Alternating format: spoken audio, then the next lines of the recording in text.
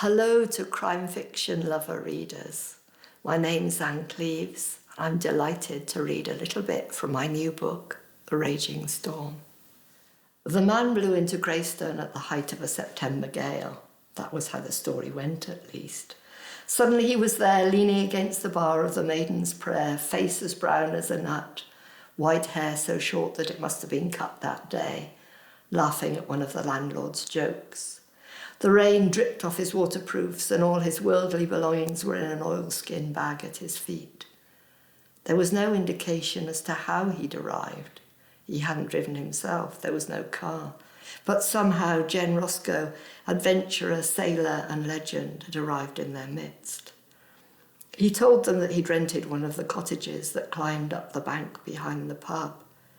But I was so desperate for a pint, boys, so I called in here on my way. A wink. Harry Carter, the landlord, couldn't tell if the wink was meant to indicate that this was a lie, a joke, or to include the other customers standing at the bar in his desire for a drink. They too, the wink seemed to imply, must know how it felt to be so desperate for a pint that they wouldn't drop a heavy bag off first.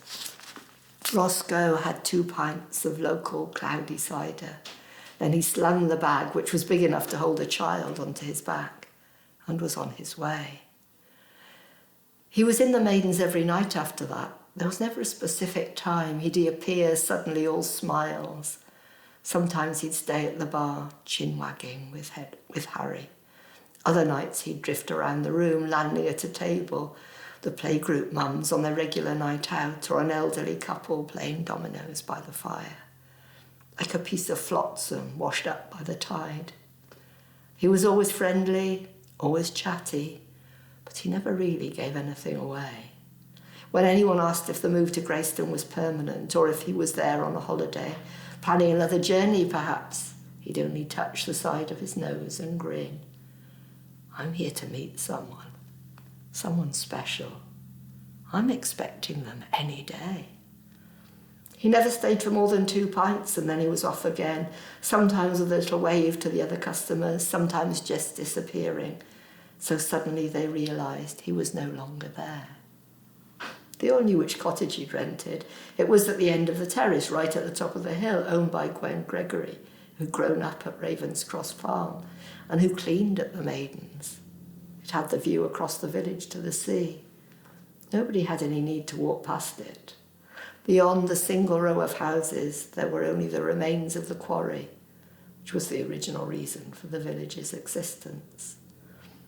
But now people walk past the house anyway, out of curiosity.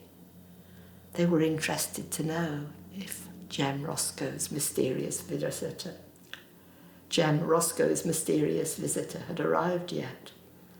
They'd seen the man sometimes looking out of the upstairs window, focused on the horizon, as if he was watching for a boat.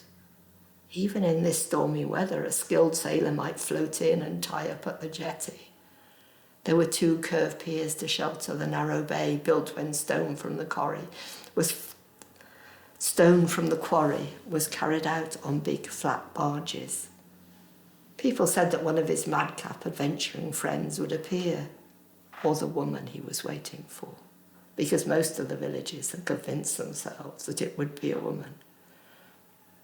Then one night, a few weeks after his arrival, Jen Roscoe didn't come to the Maidens for his usual pints of rough cider. The regulars immediately noticed his absence. They chatted amongst themselves and speculated that perhaps the expected visitor had finally arrived. Perhaps old Jem would bring the strange into the bar the following night. And finally, they'd know what all the secrecy was about. But Jem Roscoe didn't appear again. They felt cheated. He might be an outsider, but for a while he'd become part of the community.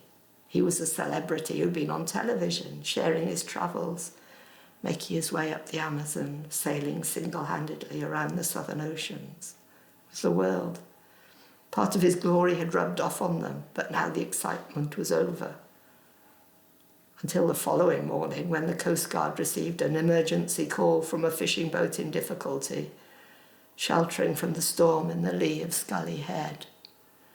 Then it seemed the excitement had only just started.